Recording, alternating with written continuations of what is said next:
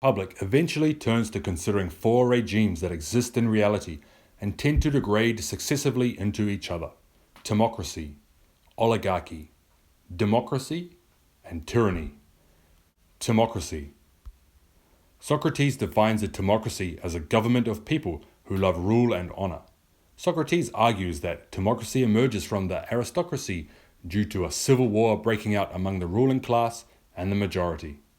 Over time, many more births will occur to people who lack aristocratic guardian qualities, slowly drawing the populace away from knowledge, music, poetry, and guardian education, toward money-making and the acquisition of possessions.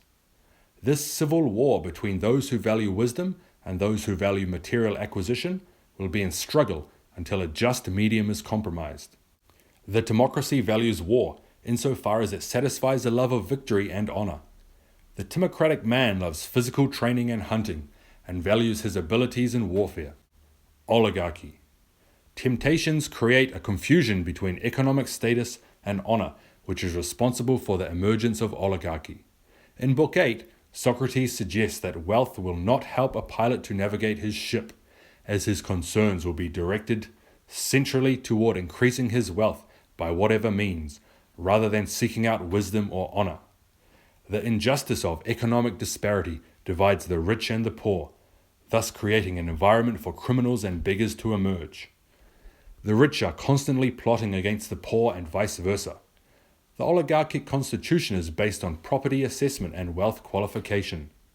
Unlike the timocracy, oligarchs are also unable to fight war, since they do not wish to arm the majority for fear of their rising up against them, even more so fearing the majority than their enemies, nor do they seem to pay mercenaries, since they are reluctant to spend money. Democracy. As this socio-economic divide grows, so do tensions between social classes. From the conflicts arising out of such tensions, the poor majority overthrow the wealthy minority, and democracy replaces the oligarchy preceding it.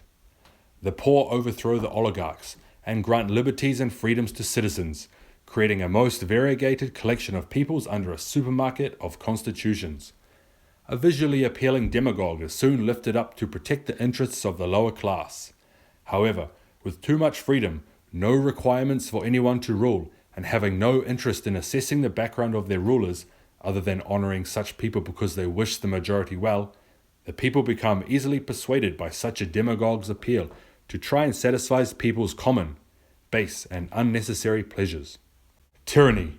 The excessive freedoms granted to the citizens of a democracy ultimately leads to a tyranny, the furthest regressed type of government. These freedoms divide the people into three socio-economic classes: the dominating class, the elites, and the commoners. Tensions between the dominating class and the elites cause the commoners to seek out protection of their democratic liberties. They invest all their power in their democratic demagogue, who, in turn, becomes corrupted by the power and becomes a tyrant, with a small entourage of his supporters for protection and ultimate control of his people.